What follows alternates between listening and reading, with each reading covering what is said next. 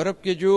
power corridors हैं, Europe के जो डिसीजन मेकर्स हैं, उन तक मैसेज जाए कि भारत मसलसल जुल्म सितम कर रहा है, भारत ड्रैकोनियन लॉ इस्तेमाल कर रहा है, ह्यूमन राइट्स एक्टिविस्ट को उन्होंने अरेस्ट किया हुआ है, खुर्रम परवेज़ हो, एहसन अंटू हो, या हमारी पॉलिटिकल लीडरशिप हो, शबीर अहमद शाह हो, यासीन मलिक हो,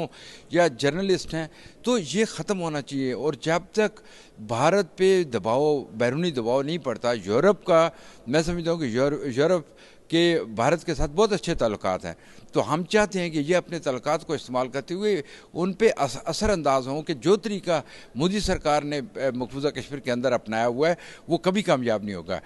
वो ताकत का इस्तेमाल करके भी देख लिया उन्होंने, हमारे बंदों को जेलों में डाल के, हमारे बच्चों को